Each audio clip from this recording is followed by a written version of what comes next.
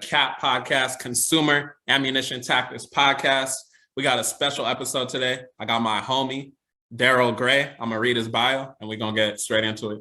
So if you're struggling to sell digital products, then Darrell is your guy. He's been a full-time entrepreneur for 4 years and helps experts package their knowledge into digital products using sales funnels. His biggest launch was 106K in a day and 230,000 in a week, all using sales funnels. Welcome to the podcast, Darrell. How you doing? I'm blessed, bro. Let's get it. Let's go. Great. So a lot of y'all that's listening to the podcast, you may not know, but I worked with Darrell in like the earlier days of my business with Cat as far as setting up funnels. And I just thought it was only right to bring him on the podcast as far as, speak from the behind the scenes, because without him, all these people I'm bringing on, a lot of people that's using these funnels and things like that, the business wouldn't be as strong. So, we definitely need to talk to someone like Darrell, pick his brain. You know what I'm saying? I don't like that phrase, but we're going to get today. Normally that come with an invoice, you know what I'm saying? When they say pick your brain, that come with an invoice. Yeah, exactly. So, can you just tell us a little bit about yourself? Maybe, where you grew up and stuff. We read a very brief bio. Let's get a little bit about you. Absolutely. So, you probably can hear it in my voice. I say to and do a lot. So I'm from Baltimore, Maryland. Everybody say like be more, but when I'm do right. So I'm from Baltimore, and man, where I'm from, not a lot of people know about digital marketing. Man, all this stuff that we know about credit, even the basics, bro. You can say freeze the secondary barrels, and they're like, what's that? You know what I mean? Like you're like a god, right? Yeah. What they say in the land of the the blind, the one-eyed giant is like the god, right? So here we know little about sales funnels. I'm gonna be completely transparent, but it's probably be one of the most transparent enemies you have. Like where I'm from, we're adult capital. Like we sell drugs. I don't sell drugs, but where I'm from, a lot of people sell drugs. So coming up, entrepreneurship is in our veins, but the vehicle that we use is heroin, right? Drugs. So just because we're at Port Town. So in the beginning, I thought that I was like, yo, is this like my vehicle to really like make money? And one thing that I always tell somebody is like, yo, to thy own self be true, right? Like know thyself above anything else. And I know that I'm a good guy, and that game that I would have played would not have been congruent with my spirit, would not have been congruent in alignment with who I am. So I sat to the side. And I think a lot of people get caught up and don't realize like, yo, first you got to understand the rules of engagement of the game, and then you got to understand yourself, right? But more importantly, like know yourself first. Yeah. Right? So in my city, I just felt like I might have been good at the game, but the person that it required me to be, I didn't want to step into that person, right? So I knew there was another way. Just like everybody else, bro. I sold candy in school. I sold Snickers and all that stuff.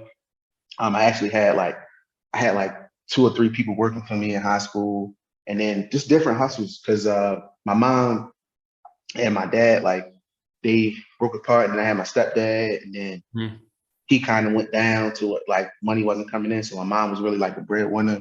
And I just knew like at a young age, I couldn't have the latest Jordans and stuff like that. So I'm like, bro, when you want something, you're like, man, we're going to figure out how to get it. Yeah. It's just like that hunger. So I was like, okay, what can I do legally? Right. Because I knew the illegal route really wasn't for me. And that's when I just started upon that journey, just selling different things.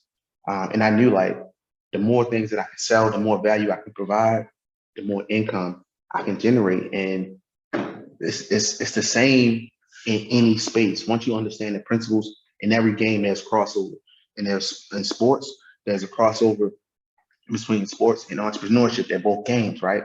So you got to figure out in sports, you got to study film, you got to practice. So in entrepreneurship, it should be the same rules, because you can't get better unless you study film, unless you practice. It's just there's a gap between entrepreneurs knowing how to do that in that game. And that was some struggles I faced. So if there's anyone else facing that, like, I'm like, bro, it's we about to get deep, man. We about to, I don't want to get too deep. But yeah, man. So but that's where I'm from. I'm from a city that thrives off drugs, but I really wanted to switch it up. I knew the hustle was in me, but I just had to switch it up into a legal route to where I can legitimately make my mama proud, Yeah. and her not being afraid to tell people, like, this is what my son does, opposed to my son got money. What do Mhm. you do? Hush, hush. You Yeah, know? yeah, yeah. Do you have siblings? Yeah, I have two brothers. Yep. Are you I'm the youngest? You're the oldest. oldest. Okay. Yep. You set the route for them? Did they take similar route, or how's that going?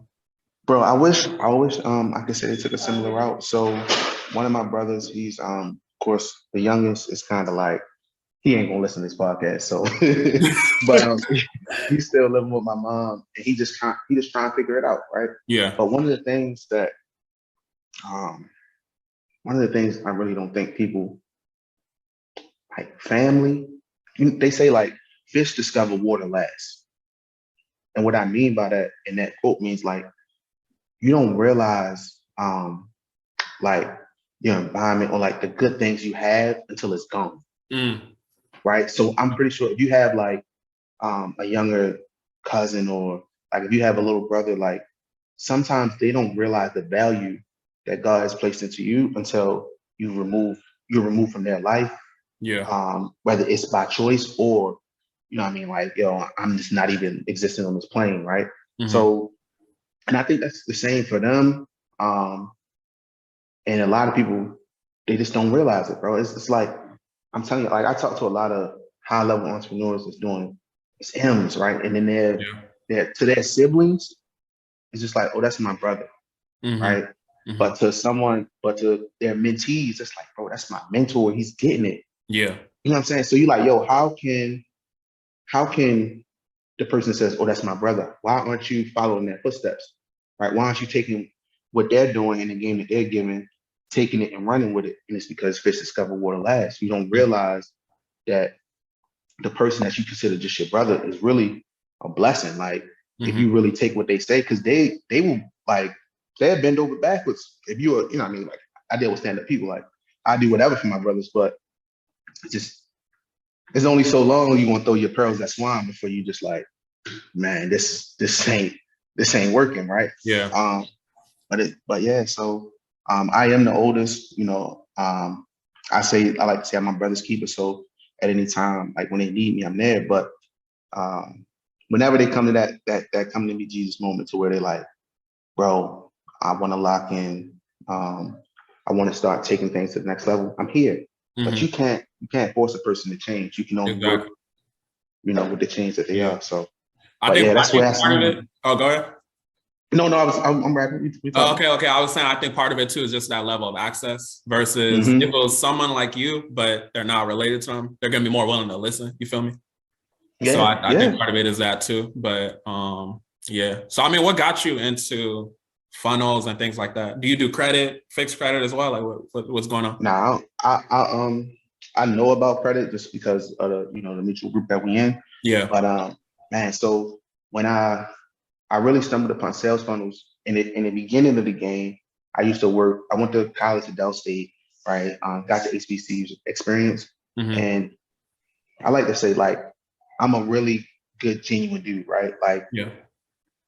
we've never met each other, but Hmm. we know each other, right? So I'm Yeah. the type of person like, bro, I'm not gonna lie to you. I'm married, but Hmm. but if you had a girl and y'all broke up and she tried to talk to me, I would never talk to her. Hmm. Just because like we had the rapport. So I just feel like I'm a great guy, and because of that, I can build a relationship with a person pretty easy, Hmm. right? So in smaller ecosystems, I work really well. Like it's crazy. Like sometimes in some places they be like, yo, you like the mayor. I'm like, I don't understand. Yeah. But pretty much I used to work for corporate America. I used to work for JP Morgan when I graduated. Oh, don't. And this is based all off relationships, bro. I did public speaking, and they was like, Darrell, you got to get that corporate gig. And I'm like, all right, bet, let's work. So I went to JP Morgan and I worked in the project management space. To be honest, bro, I really suck at managing. But I'm really good at building relationships. So Mm. people have an affinity towards me. So it's like, yo, Darrell's my guy. Let me get this done. Gotcha. Right.